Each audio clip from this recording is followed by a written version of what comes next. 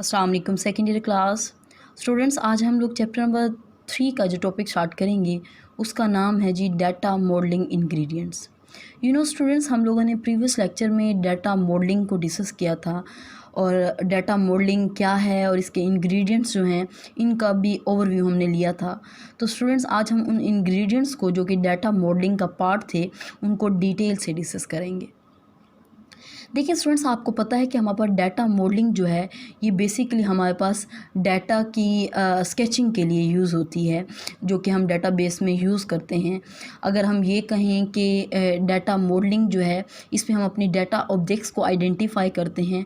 Identify करने के बाद उनका रिलेशनशिप बताते हैं with the help of graphical representation. तो इसको हमने डाटा मॉडलिंग का नाम दिया था। स्टूडेंट्स, डाटा मॉडलिंग के 3 मेन इंग्रेडिएंट्स थे। एक हमारे पास था जी एंटिटी, एक था एट्रीब्यूट और एक है जी रिलेशनशिप। 3 मेन इंग्रेडिएंट्स थे। तो स्टूडेंट्स, हम लोग इन 3 को आज डिटेल से डिस्कस करेंगे। सबसे पहला जो इंग्रेडिएंट है, पहला जो एलिमेंट है डाटा मॉडलिंग का वो है जी एंटिटी। स्टूडेंट्स, हम लोगों ने चूँकि मॉडलिंग करनी है, स्केचिंग करनी है, तो अब हम स्केचिंग किसकी करेंगे? डाटा की करेंगे। और डाटा किससे रेलिवेंट होगा डाटाबेस में? किसी ऑब्जेक्ट के रेलिवेंट। तो इट मीन्स एक ऐसी ऑब्जेक्ट जो सिस्टम में पार्टिसिपेट कर रही है, उस ऑब्जेक्ट को, उस थिंग को हम किस चीज़ का नाम देते हैं? एंटिटी का। फॉर एग्ज़ाम्पल, आप डाटाबेस में एक टीचर का डाटा स्टोर कर सकते हैं, एक सिटी का, एक टेबल का। तो इट मीन्स जितनी भी ऑब्जेक्ट्स हैं आप उनसे रेलिवेंट डाटा स्टोर कर सकते हैं इन डाटाबेस। तो हमारे पास वो ऑब्जेक्ट जो उस वक्त या डाटाबेस का जो पार्ट है जिससे रेलिवेंट डाटा हम स्टोर कर रहे हैं, उस ऑब्जेक्ट को हम किस चीज़ का नाम देते हैं? एंटिटी का। स्टूडेंट्स, हमारे पास जो एंटिटी है वो एक पर्सन भी हो सकता है, वो कोई प्लेस हो सकती है, कोई थिंग हो सकती है। तो पर्सन, प्लेस या थिंग, ये चीज़ें बेसिकली एंटिटीज़ कहलाती हैं। फॉर एग्ज़ाम्पल, अगर हम पर्सन की बात करें, कोई टीचर, कोई स्टूडेंट, पेरेंट्स, ये सारे के सारे क्या हैं हमारे पास? Person, entities. प्लेस, थिंग, तो मैंने यहाँ एग्जांपल दिया प्लेस की, सिटी, इसके अलावा कंट्री हो सकता है, पाकिस्तान हो सकता है, और भी बहुत सारी प्लेसेस हो सकती हैं जिनसे रेलिवेंट हम डाटा स्टोर कर रहे हैं। तो बेसिकली वो उस वक्त एंटिटी होगी। स्टूडेंट्स, हम लोग डाटा मॉडलिंग में एंटिटी को जिस सिंबल से रिप्रेजेंट करते हैं वो है हमारे पास रेक्टेंगल सिंबल। कौन सा? रेक्टेंगल। मैंने यहाँ ड्रॉ किया है। फॉर एग्जांपल, टीचर चूँकि एक एंटिटी है, तो एंटिटी को शो करने के लिए हम क्या करेंगे? उस एंटिटी, फॉर एग्जांपल अगर मैं टीचर की बात करूँ, टीचर एक एंटिटी है ना, तो इस टीचर को अगर मैं डाटा मॉडलिंग में शो करवाना चाह रही हूँ तो मैं एंटिटी को किस से रिप्रेजेंट करूँगी? रेक्टेंगल सिंबल से। इट मीन्स आपको डाटा मॉडलिंग में या ईआर डायग्राम में जहाँ जहाँ रेक्टेंगल सिंबल नज़र आए तो बेसिकली वो एक एंटिटी होगा। स्टूडेंट्स, नेक्स्ट हमारे पास है जी एट्रीब्यूट। स्टूडेंट्स, मैंने आपको बताया था कि एक एंटिटी जिससे रेलिवेंट डाटा स्टोर किया जा रहा है वो एंटिटी तो है, लेकिन वो जो डाटा स्टोर किया जा रहा है वो उसके कुछ फीचर्स स्टोर करवाए जा रहे हैं, उसके कैरेक्टरिस्टिक्स स्टोर करवाए जा रहे हैं, उसकी प्रॉपर्टीज़, उसकी खसूसियात जो हैं एक एंटिटी की, वो बेसिकली एट्रीब्यूट्स कहलाते हैं। क्या कहलाते हैं? एट्रीब्यूट्स।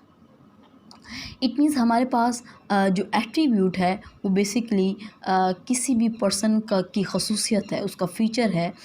हम एट्रीब्यूट को रिप्रेजेंट करने के लिए जो सिंबल यूज़ करते हैं वो है जी हमारे पास ओवल सिंबल। कौन सा? ओवल।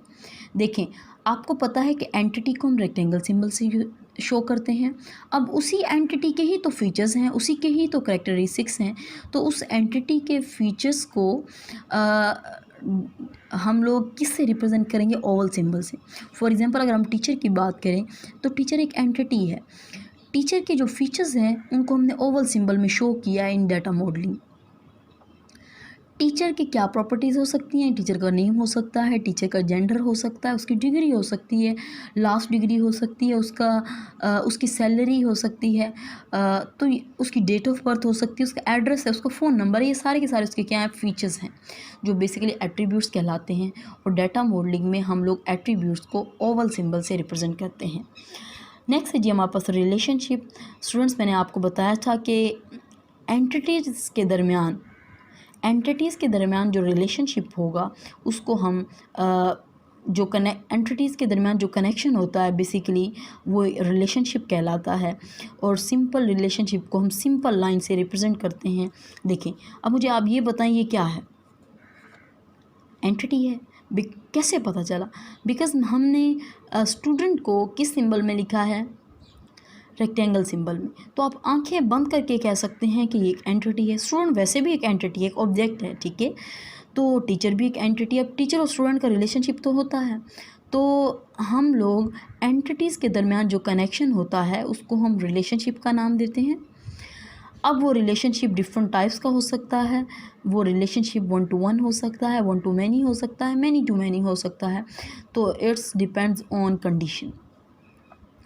तो यहाँ हम सिंपल रिलेशनशिप को सिंपल लाइन से रिप्रेजेंट करते हैं।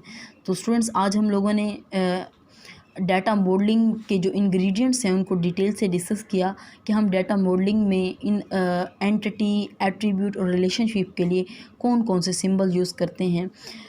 इंशाल्लाह नेक्स्ट लेक्चर में हम लोग कार्डिनैलिटी, मोडालिटी जो कि रिलेट कर रही है जी रिलेशनशिप से, तो हम उसको डिस्कस करेंगे इंशाल्लाह।